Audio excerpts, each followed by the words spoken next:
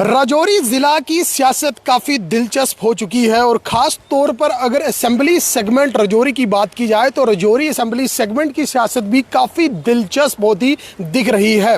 राजौरी ज़िला की अगर ख़ास तौर पर बात की जाए या फिर इस क्षेत्र जो राजौरी क्षेत्र है इसकी बात की जाए तो राजौरी के इस हलके से भाजपा के उम्मीदवार एडवोकेट विबोध गुप्ता हैं। इंडियन नेशनल कांग्रेस और नेशनल कॉन्फ्रेंस के अलायंस के उम्मीदवार इफ्तिकार अहमद हैं। वहीं अगर दूसरी तौर पर पीडीपी की बात की जाए तो मास्टर तसद्दुक हुसैन जो हैं वो पीडीपी की तरफ से उम्मीदवार हैं।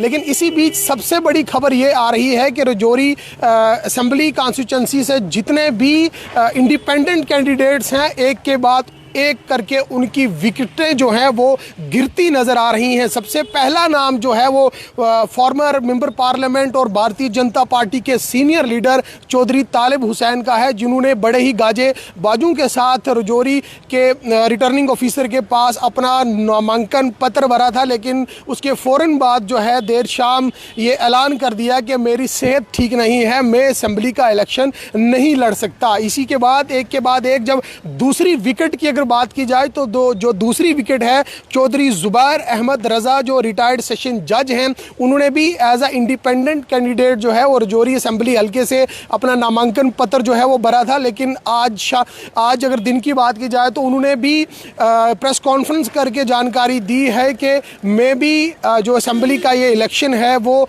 नहीं लड़ रहा हूँ, मैं भी विथड्रॉ कर रहा हूँ। आखिर ये जो खिचड़ी पक रही है इस खिचड़ी के पीछे का क्या राज है? लेकिन आज देर शाम एक और खबर निकलकर सामने आई कि अक्सर जो बेबाकी के साथ बात करते थे सुशील कुमार शर्मा, जिन्हें लोग सुशील बजरंगी के नाम से जानते हैं, उन्होंने भी आज भारतीय जनता पार्टी के हक में सरेंडर कर दिया है और घुटने टेक दिए हैं। सुशील शर्मा ने भी एज अ इंडिपेंडेंट कैंडिडेट के तौर पर अपना नामांकन पत्र भरा था। लेकिन अभी की जो खबर मौसूल हो रही है कि विबोध गुप्ता के साथ उनकी मीटिंग हुई और मीटिंग के बाद सुशील बजरंगी ने भी भारतीय जनता पार्टी की सपोर्ट में ऐलान कर दिया है।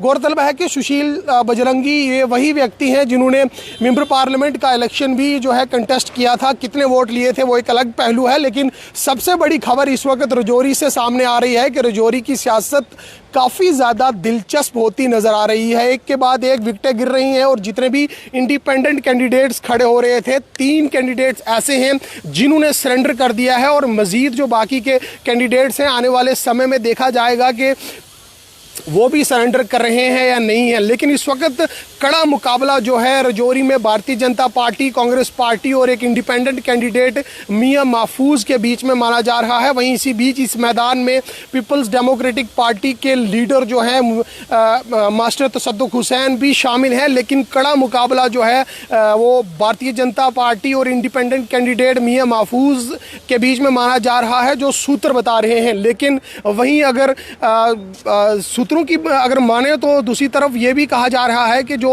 इंडिया अलायंस के कैंडिडेट हैं इफ्तिकार अहमद, उन्होंने भी अपना ग्राउंड काफ़ी मजबूत कर लिया है, क्योंकि पार्टी की तरफ से उन्हें काफ़ी समर्थन मिल रहा है और लोग उनका काफ़ी ज़्यादा वेलकम कर रहे हैं। भारतीय जनता पार्टी के उम्मीदवार एडवोकेट विबोध गुप्ता ने जब इस नशिस्त पर कदम रखा और जब भारतीय जनता पार्टी की तरफ से आधिकारिक तौर पर इस बात पर मोहर लगा दी गई कि राजौरी नशिस्त से भारतीय जनता पार्टी का उम्मीदवार एडवोकेट विबोध गुप्ता होगा, उसके फौरन बाद एक घमासान सा मच गया। क्योंकि क्यासराइयाँ ये भी लगाई जा रही थी कि भारतीय जनता पार्टी के ही सीनियर लीडर कपिल सरियाल हो सकता है कि as a independent candidate election contest करें। वहीं इसी बीच जो भारतीय जनता पार्टी के मौजूदा वक्त में डिस्ट्रिक्ट प्रेसिडेंट दिनेश शर्मा थे, जो सनातन धर्म सभा के प्रधान माने जाते थे, उनके लिए भी कहा जा रहा था कि वो भी मैंडेट लिस्ट में है और उनका नाम भी जो है वो काफ़ी चर्चाओं में है। वो भी हो सकता है पार्टी या टिकट दे सकती है, नहीं तो वो as a independent candidate election contest कर सकते हैं। लेकिन एक के बाद एक जो है भारतीय जनता पार्टी की तरफ से अपने तमाम तर कार्यकर्ताओं को, लीडरान को कवर कर लिया गया और अब जो सुशील शर्मा, जिन्हें बजरंगी के नाम से लोग जानते थे, वो अलग थलग थे। लेकिन आज शाम को इस बात पर भी मोहर लग गई कि सुशील बजरंगी ने भी एडवोकेट विबोध गुप्ता का दामन थाम लिया है और भारतीय जनता पार्टी के आगे घुटने टेक दिए हैं। वहीं इसी बीच अगर ये भी कहा जाए कि जो बाकी के जो कैंडिडेट्स थे जिन्होंने गाजे बाजे के साथ राजौरी में नाच गाना दिखाकर जो है एज अ इंडिपेंडेंट कैंडिडेट के तौर पर इलेक्शन कंटेस्ट करने की बात कही थी, वो भी आहिस्ता आहिस्ता करके उनकी भी विकेटें गिरती नजर आ रही हैं। अब देखना ये होगा कि कौन सी ऐसी पार्टी का कैंडिडेट है, या वो भारतीय जनता पार्टी का कैंडिडेट है, इंडिया अलायंस का कैंडिडेट है, या फिर पीपल्स डेमोक्रेटिक पार्टी का कैंडिडेट है। ये तीनों जो पार्टियां हैं, इनके अलावा या फिर इंडिपेंडेंट कैंडिडेट मियां महफूज अहमद की अगर बात की जाए तो ये 4 ऐसे कैंडिडेट हैं जो इस वक्त बखूबी ढंग से राजौरी असेंबली कॉन्स्टिट्यूंसी के मैदान में उतरे हुए हैं और हर घर तक पहुंचने का भरपूर प्रयास किया जा रहा है। लेकिन इसी बीच सबसे बड़ी खबर यह है कि राजौरी में जितने भी इंडिपेंडेंट कैंडिडेट्स हैं उनकी विकेटें गिरती नजर आ रही हैं। वहीं अगर थाना मंडी कॉन्स्टिट्यूंसी की बात की जाए तो थाना मंडी में भारतीय जनता पार्टी की तरफ से इकबाल मलिक थाना मंडी दरहाल मंजाकोट कॉन्स्टिट्यूंसी पर हैं। वहीं अगर इंडिया अलायंस के कैंडिडेट की अगर बात की जाए तो शबीर अहमद खान वहां से उम्मीदवार हैं। लेकिन इसी बीच नेशनल कॉन्फ्रेंस का एक बड़ा चेहरा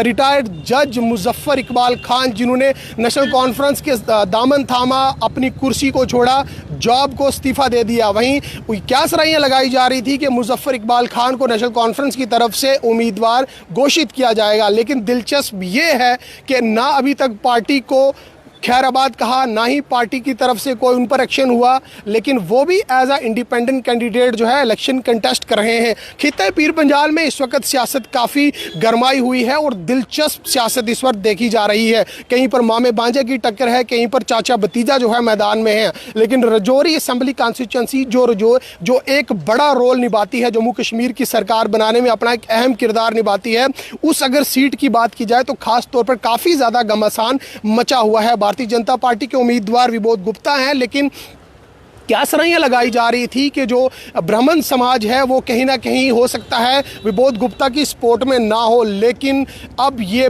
पिक्चर बिल्कुल क्लियर हो चुकी है। कपिल सरियाल इस वक्त जो है वो विदड्रा हो चुके हैं विबोध गुप्ता के हक में। दिनेश शर्मा की बात की जाए तो वो भी इस वक्त विबोध गुप्ता के साथ चल रहे हैं। लेकिन तीसरा नाम जो अक्सर बड़ी बड़ी बातें जो है सोशल मीडिया पर करने में माहिर थे, जिन्हें सुशील कुमार शर्मा बजरंगी के नाम से जाना जाता था, उन्होंने भी अपने घुटने टेक दिए हैं। स्ट्रेट लाइन के लिए राजौरी से आज़ाद।